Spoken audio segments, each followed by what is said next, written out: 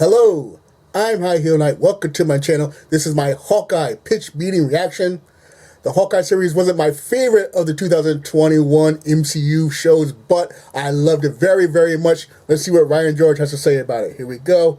3, 2, 1. So, you have a new Marvel series for me? Yes, sir, I do. I was thinking we could do one about Hawkeye. Oh, yeah, that sounds good to me. Which one were you thinking? Thor? The Hawkeye. Yeah, well, I mean, that's subjective, right? Because they all kind of are. Clint Barton, Jeremy Renner, that's the one Hawkeye. Oh, I thought you were saying hot guy. Okay, this meeting makes a lot more sense now. Okay, great. Wow, well, it's gonna be cool to finally see him as the lead in a project. Yeah, you know it, sir. Well, one of them, you know, definitely top 2. Oh, yeah, because technically another main character other than Hawkeye is gonna get more screen time than Hawkeye in the Hawkeye show. That's right. Well, okay then. So who's this other character? Well, her name's Kate Bishop, and when she was young, she saw Hawkeye jump off a building, so she was like, wow, I want to do that. Oh, God, that is super dark. No, like in a superhero way. Oh, okay, gotcha. So after the Battle of New York, she gets super good at archery and fighting because she wants to be just like Hawkeye. Very exciting. And so now she's 22 and her super rich mom, Eleanor, is gonna get married to this seemingly sketchy guy, Jack. Okay. And then at this big gala, Kate sneaks into this black market auction going on in secret. What kind of stuff are they auctioning? Oh, they've got a bunch of crazy stuff, like Hawkeye's gear from when he was Ronin, you know, when he was killing a bunch of criminals. Oh, yeah. And so then this gang called the Tracksuit Mafia busts in to steal this watch, and Kate puts on the Ronin costume and kicks some butt. Oh, wow, wow, wow.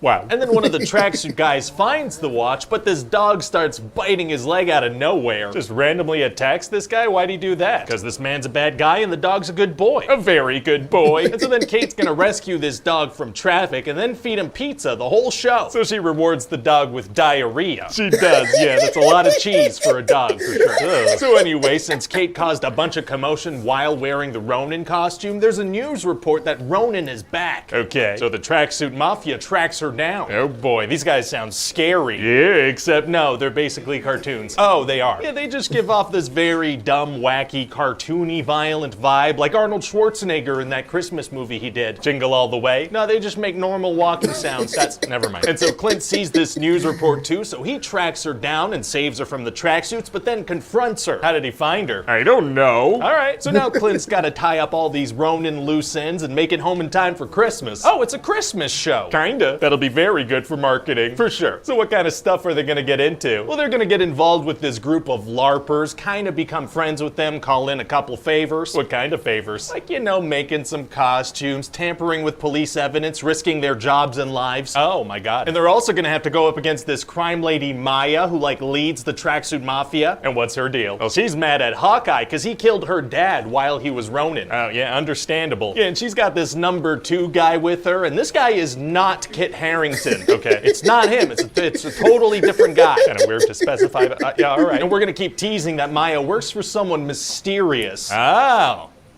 Ralph Boner? Nope. Okay. So eventually there's gonna be this big fight scene between Clint and Kate and Maya and Yelena. She's from the Black Widow movie. She sure is, sir. Well, it's gonna be hard for Kate and Clint to get out of that situation. Actually, it's gonna be super easy. Barely an inconvenience. Oh, really? Yeah, after a certain amount of fighting, they both just kinda, they just run away. Why? Oh, the episode's over, sir. Oh, okay. And so Clint tells Kate, you know, you gotta go home. This is too dangerous now. There's a Black Widow assassin after me. Wow, yeah, I guess he doesn't want to put her in danger. Exactly. So he goes to sleep on the couch of a LARPer guy he knows. So it's okay to put that guy in danger? It is, yeah, got it. So eventually Clint is gonna explain the situation to Maya, so she's gonna stop trying to kill him. What's the explanation? Well, he was kind of being manipulated by her boss while he was just mad with rage. Okay, he was just following orders. Well, let's for sure not phrase it that way, but yeah. Yeah, good call. So anyway, then we're gonna reveal that Kate's mom is actually the one who hired Yelena, and she's working for Kingpin. He's from that streaming show with the completely different vibe. He sure is, sir, and he's the mysterious guy that Maya is working for too. Amazing. So in the final episode, there's gonna be a bunch of crazy action going on around Rockefeller Center. What kind of action? Oh, well, like Clint gets stuck up in the giant Christmas tree, so Kate knocks it over to get him to the ground. That seems like it could have easily killed him. Yeah, but it doesn't, because he's one of the main characters. Right, and then they're gonna use a bunch of trick arrows to fight a bunch of cartoon characters. Very wacky. Extremely, sir, and they're gonna use a Pym stem arrow to turn this truckload of bad guys tiny, and then an owl is gonna fly away with them. Oh my god. Yeah, pretty funny, right? That's I feel like that's one of the most horrifying things that's ever happened in the MCU. But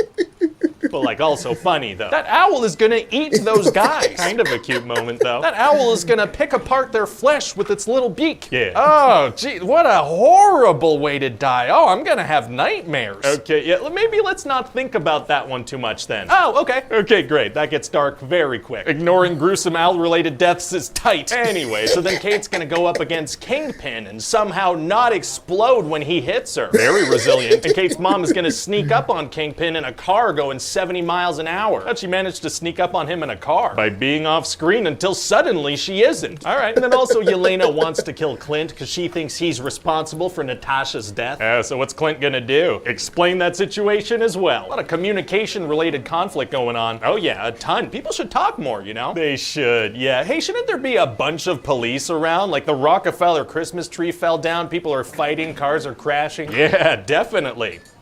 Anyway, so then one cop does show up and he arrests Kate's mom because she murdered a guy in the first episode. Oh, and does the cop also arrest Kate for knocking down the Rockefeller Christmas tree? He doesn't, no. Huh. Might be considered terrorism. So then Kate goes home with Clint for Christmas and they have this nice moment where they absolutely ruin his barbecue together. What? Oh, and also Maya's gonna shoot Kingpin. Oh. But it happens off screen, you know, and if you don't see a character die, then, you know, maybe they're not dead. That's true, right. And, you know, if you do see them die, maybe that was just a Skrull and the real one's still alive. Right. And, you know, if it wasn't a Skrull, maybe it was a version from another universe and the real one's still alive. Uh-huh. And, you know, if they weren't from another universe, maybe the characters can get more Pym particles and time travel and save them from dying. Wow. Wow, we can really reverse any single thing that happens in these projects, can't we? Oh yeah, at any time, in many ways. Kinda lowers the impact of any single dramatic thing that happens in this ever-expanding universe of ours. Like, what are the stakes if everything can be so easily retconned? Would it make you feel better if we made another spin-off show? That could make money. Oh, I love spin-off shows and money. Okay, let's do it. Okay, great.